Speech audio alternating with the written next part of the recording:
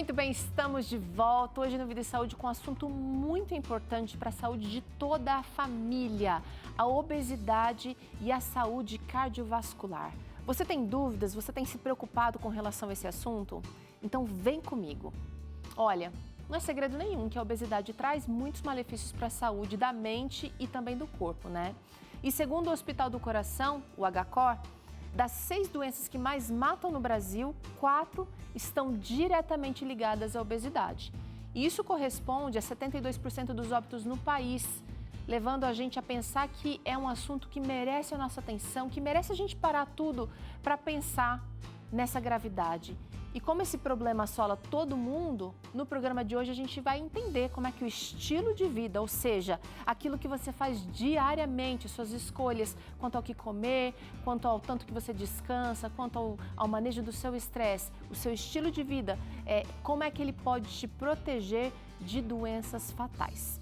E para ajudar a gente hoje, a gente convidou o cardiologista, o Dr. Klaus Kleuser, para conversar com a gente. Você quer participar dessa conversa? Então, anota o nosso WhatsApp mais uma vez, ele vai estar disponível para você através do QR Code que vai aparecer aqui na sua tela já, isso.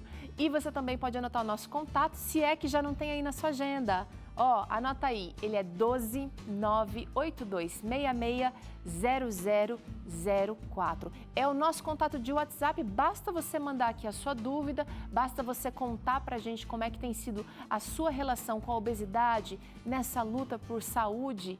E a gente quer, na medida do possível, trazer a sua participação aqui na nossa tela. Tá bom? Dr. Klaus, bem-vindo ao Vida e Saúde. Faz tempo que a gente está marcando essa conversa e finalmente chegou o dia. Tudo bem? Tudo bem. Prazer ter estar aqui com você. Gostaria de estar aí com você no estúdio para a gente desfrutar essa mesa que eu vi agora, que deu água na boca aqui. Você viu? Mas eu tenho certeza que logo essa pandemia vai passar e nós vamos estar cada vez mais juntos. Tomara, doutor, tomara, com certeza. Não vão faltar oportunidades. Mas agora, doutor, eu queria tentar entender as mudanças que acontecem no sistema vascular quando uma pessoa está obesa, acima do peso. Bom, nós sabemos que todas as doenças elas têm uma integração com o nosso corpo de uma forma que uma doença acaba estando relacionada com a outra. A gente, há muito tempo atrás, estudou uma cidade inteira e a gente começou a ver todas as variáveis que essa população poderia apresentar de alterações nos seus exames de sangue, no seu estilo de vida, na forma que comia, e a gente descobriu que algumas coisas contribuíam para a piora da sua saúde cardiovascular. Quando a gente fala de saúde cardiovascular, a gente não está falando só de coração e de vasos, mas todas as doenças que são acarreadas por conta da interferência desses dois. Ou seja, nós estamos falando do infarto agudo do miocárdio, nós estamos falando sobre o acidente vascular encefálico, nós estamos falando sobre a hipertensão, diabetes e diretamente a obesidade. Por quê? Porque a gente descobriu que esses fatores de riscos associados com o hábito de fumar e a falta de exercício, eles contribuíam para quase todas as doenças cardiovasculares que nós vemos hoje. Por quê? Uau. Porque ele vai dificultar o aporte de sangue nos órgãos que precisam recebê-lo, né? Ou seja, as nossas artérias elas vão obstruindo e com isso deixa de receber sangue no cérebro, nos vasos do coração e até mesmo lugares como o rim e os seus próprios olhos. Doutor, a gente sabe que existem muitas doenças do sistema vascular, algumas mais conhecidas como as que o senhor citou e outras um pouco menos. Mas agora a gente está aqui com uma galerinha que está assustada com a balança, que ainda não fez as pazes com a balança, como a gente deseja que todo mundo faça. E a gente vai tratar aqui agora dessas doenças mais comuns que podem ser... que podem acometer as pessoas justamente por conta da obesidade. Vou trazer esse primeiro carinha aqui, nosso amigo, para a balança. e ele não está confortável com o que viu não, porque o excesso de peso pode gerar o acidente vascular cerebral. Sim, a obesidade é um dos principais fatores de risco para o acidente vascular cerebral, o famoso AVC. Por quê? Porque as suas artérias do cérebro, elas vão sendo depositadas com gordura e isso vão causando pequenas obstruções, cada vez menores, até que um vasinho pequenininho é obstruído. Uma vez que seu vasinho é obstruído, sabe como você se recupera? Você não se recupera. Uau. Uma vez que o seu cérebro deixa de receber sangue, essa parte do cérebro que deixou de receber sangue, ela não se regenera. Então, é muito importante que agora a gente melhore essas obstruções. E a gente vai ver no decorrer do programa que a gente tem o que fazer. Agora, doutor, essas obstruções, elas não acontecem, elas podem até acontecer do dia para a noite, né? Ou seja, tem um evento assim bem peculiar, mas essas plaquinhas, elas vão se formando ao longo talvez de uma vida. Às vezes parece que eu tenho a impressão de que a gente brinca um pouco com a nossa situação. Ah, eu tô um pouquinho acima do peso, mas os meus exames deram ok. Nem tudo vai ser detectado no exame, não é mesmo? Pois é. É importante a gente diferenciar o que é um fator de risco de uma doença, né? A doença, se eu já identifico que você tenha colesterol alto, ou seu triglicerídeo está alto, ou você já está tomando remédio para hipertensão, isso nós não estamos fazendo, nós estamos tratando uma doença, nós não estamos tentando fazer uma profilaxia. Né? Então, como você falou mesmo, essas plaquinhas, né, que obstruem os vasos, eles vêm muitas vezes, elas nascem quando nós somos crianças e eles vão ao longo da vida se enchendo de gordura, até que chega no momento que nós não fizemos nada, que essas placas rompem e obstruem definitivamente o vaso. Vamos ver essa outra amiga aqui, que também está assustada com os números da balança. Agora, a gente quer que essa reação aqui gere uma ação diferente, porque ela está correndo risco de infarto do miocárdio, doutor. O infarto agudo do miocárdio é exatamente a mesma coisa que nós dissemos, só que no coração. Só que uma diferença. Quando você começa a obstruir seu vaso e ele está ali mais de 50% obstruído, você começa a ter sintomas, que são as famosas dores no peito, a angina. E aí a pessoa, quando faz um esforço um pouco maior, ela sente um desconforto no peito, uma dor. Essa dor do coração, que o pessoal diz que dor no coração não existe, existe sim, que ela irradia para o pescoço, geralmente para o braço esquerdo, mas podendo ser para o direito, e ela é uma dor em aperto forte. A diferença é quando você tem uma obstrução, ela dura pouco tempo, em poucos minutos, quando você para, repousa, o coração volta ao normal e a dor passa. E isso se chama angina. Mas isso já significa que seu vaso está sendo obstruído. Se você permite que isso avance mais ainda, vai chegar no momento que ele vai obstruir totalmente e uma angina vai se transformar em um infarto agudo do miocárdio. Igual que o cérebro, a parte do seu coração que deixou de receber sangue, ela não regenera, ela não cicatriza, ela não volta a ter células vivas. Você ganha uma grande cicatriz no coração e o seu coração cada vez mais vai ficando mais fraco. Você não quer isso, né? De jeito nenhum. A gente está trazendo aqui, gente, os piores cenários para você, para que você entenda a gravidade.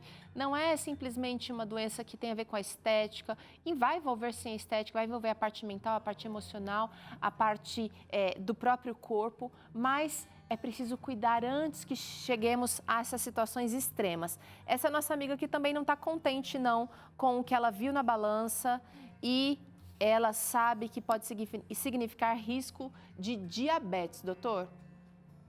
O que você falou é legal, assim, talvez algumas pessoas estejam aqui já escutando a gente e já tenham tido infarto, ou tem angina hoje, ou já tenha até tido um derrame, ou o seu parente que está aí perto de você tem uma sequela de um acidente vascular encefálico. Sim, adianta agora? Sim, adianta. Quando você cuida, você evita que a área do infarto aumenta, você evita que você tenha novos AVCs e você melhora a reabilitação da saúde. Legal. Mas o diabetes, especialmente, Peru, o diabetes tipo 2, lembra, o diabetes tipo 1 é aquele que a pessoa precisa receber insulina. Uhum. O diabetes tipo 2 é aquele que a pessoa recebe só remédio oral. Esse diabetes ele tem uma característica especial, ele é diretamente relacionado ao seu peso corporal. Então as pessoas dizem lá, o cara está um pouco mais obeso, aí ele diz que ele tem um pré-diabetes, e aí daqui a pouco ele começa a tomar remédio. A gente teve um probleminha aqui na conexão, mas deu para entender que daqui a pouco ele começa a tomar remédios por conta dessa... diabético, eu estou tomando remédio. Entendi. Doutor, Sim, meu amigo, você tem um diabetes tipo 2. Tá. Acho que ficou claro aqui, deu uma cortada na conexão, mas às vezes a pessoa está pré-diabética então, e aí o médico começa a dar um medicamento e ela meio que descansa porque já está tomando medicamento, achando que não vai alcançar ali, não vai se tornar diabético, mas na verdade ela pode chegar então a ter diabetes do tipo 2, que também, doutor, está super relacionado com essa outra causa aqui, com essa outra doença, com esse outro problema de saúde, do excesso de peso, que é a hipertensão. Tá ali, anda junto, né? Diabetes e hipertensão. E esses são os fatores de risco que nós temos para a doença cardiovascular. É o diabetes, é a hipertensão, o colesterol alto ou triglicerídeo e a sua doença que você adquire quando você nasce. Às vezes os seus pais ou seus avós já têm doença do coração. Então, se você tem esses 5 fatores de risco somados, significa que você tem um risco maior de ter uma doença no coração. Mas o diabetes, a hipertensão, e especialmente se você tem aquela gordurinha abdominal mais aumentada, você então tem uma síndrome metabólica. É uma síndrome relacionada com a obesidade. E isso faz com que tanto o infarto, quanto o derrame, o diabetes ou a hipertensão tenham um efeito maior no seu organismo. Agora, doutora, a gente trouxe aqui essas 4 principais doenças, ou esses principais problemas relacionados à obesidade, mas tem muito mais coisa. A gente tem aí problemas vasculares, a gente tem também, o senhor mencionou uma aqui agora há pouco, que seria relacionada à infertilidade ou não? A impotência sexual. Impotência sexual. Você sabia que a hipertensão e o diabetes, junto com a obesidade, é uma das maiores causas de impotência sexual no homem? Às vezes a gente está aí procurando especialista, tentando descobrir o que a gente tem, e quando você vai no especialista, sabe qual é a primeira coisa que ele diz para os homens? Você tem que perder peso. E agora a gente quer... ao você perder peso, você melhora a sua circulação e melhora a impotência funcional. Então vamos lá, doutor, porque agora a gente quer ajudar o nosso amigo, nossa amiga telespectadora a resolver essa questão. Não é uma questão fácil, porque muitas pessoas que vivem a obesidade lutaram a vida inteira com regimes, com dietas, com receitas, com medicamentos, sem conseguir sucesso. Mas a gente está vivendo uma nova era da medicina e eu fico muito feliz quando cardiologistas como o Dr. Klaus vêm aqui no Vida e Saúde falar que vencer a obesidade é possível, doutor. E eu vou trazer aqui a primeira dica que o senhor gosta de comentar nas suas palestras, nas suas orientações, que seria a ingestão de alimentos mais naturais. É isso. Por que isso é o mais importante? Porque, primeiro, esse foi o conselho que Deus te deu para a tua alimentação. Ele te deu as frutas, verduras, legumes para a tua alimentação lá na origem, no Éden. E é verdade, porque eles contêm não só vitaminas, ele contém fibras e ele contém outras substâncias, como os fitofenóis, que eles protegem o seu organismo de doenças cardiovasculares. Então, se você quer ter uma alimentação melhor, tem uma alimentação mais natural. Hoje, nós temos muitos vegetarianos, e a gente escuta falar muito, aqui, especialmente aqui no programa, sobre alimentação vegetariana, mas a gente tem muitos vegetarianos, e aí vai para o segundo item, que eles são vegetarianos, mas gostam muito de comidas ultraprocessadas. Que são super ricas em gordura e sal, doutor, e açúcar. Isso.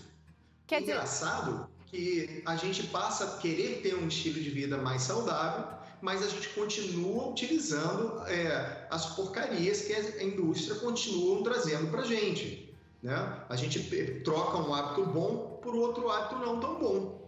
então, eu acho que a máxima que deve guiar a gente são alimentos mais naturais. Essa história de só tirar a carne não vai resolver, porque eu posso viver de lasanha congelada e tá indo para o mesmo caminho errado, que vai levar à obesidade também. Agora, não adianta só regular a alimentação, tirando aquilo que faz mal, usando mais daquilo que faz bem, se eu não colocar o meu corpo para se movimentar. Doutora, a gente aumentou os dias de atividade física aqui no Vida e Saúde porque a gente entendeu a importância disso. É verdade. A movimentação é muito importante. Você imagina que quando o seu organismo, os seus vasos sanguíneos estão cheios de gordura e eles estão cheios de radicais livres, que são substâncias ruins, que aumentam a obstrução dos vasos, e aí você acelera o seu coração. Você resolve fazer uma atividade física. Esses radicais livres, rapidamente, eles são lavados para fora da sua circulação. E se você faz isso de uma forma regular, isso aumenta cada vez mais a saúde do seu vaso. Isso significa que você precisa correr uma maratona, certo? Não vamos começar assim, né, doutor? Senão a gente desiste amanhã já. É isso aí. Vamos começar com coisas simples. Você não precisa correr uma maratona. Quem sabe você já esteja com dor nos joelhos pelo seu excesso de peso, dor nas costas e não vai conseguir dar nenhuma corridinha. Então, ande. Comece andando em volta da sua quadra.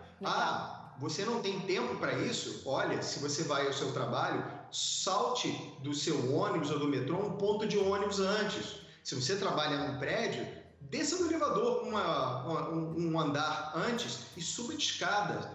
Passe a ir à padaria caminhando, vá ao supermercado, carregue um pouco mais de peso. Isso vai fazer bem para você. É um investimento que você vai estar fazendo, usando o seu tempo. Às vezes você não vai precisar nem investir financeiramente, mas investir o seu tempo na sua saúde. Agora, doutor, uma questão muitíssimo importante que foi negligenciada, ou pelo menos os pacientes não dão tanta importância, talvez nem os médicos, é a questão do manejo do estresse. Nossa vida está cada vez mais corrida, o nosso relógio está cada vez andando mais rápido, os nossos compromissos estão inchados e a gente descansa cada vez menos. Isso vai afetar tanto na questão da obesidade, como também na saúde do coração, não é? Claro, com certeza. Se você é uma pessoa estressada, muitas pessoas têm como mecanismo de alívio do estresse comer, né? E utiliza também ele como desculpa para não fazer atividade física. E isso aumenta também um outro pilar, que é a depressão, a ansiedade. E com isso vão acumulando maus hábitos que vão desencadear e agravar a obesidade. Por outro lado, o que a gente já falou, se você faz atividade física, ele vai melhorar os seus níveis de estresse, vai melhorar os seus níveis de ansiedade, ele vai diminuir a sua necessidade de ficar comendo toda hora. Então, hoje a gente tem estudos mostrando em executivos que o executivo trabalha sob estresse o dia inteiro, aí ele vai para casa e o executivo brasileiro precisa, então, de um alívio do estresse dele, aí ele vai, se intoxica com álcool, aí ele chega à noite, não consegue dormir bem e chega pela manhã, o que ele faz quando ele acorda? Vamos tomar cafeína.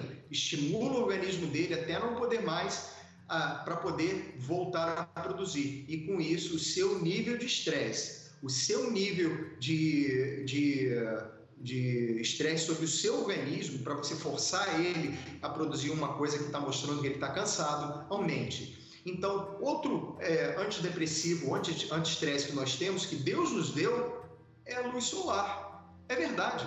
Quando você toma sol, faz atividade física, você está liberando no seu organismo os hormônios do prazer, que eles são anti-estresse, eles são antidepressivos, eles são ansiolíticos. Ele vai fazer bem para você e vai diminuir a sua compulsão, que está comendo fora de hora.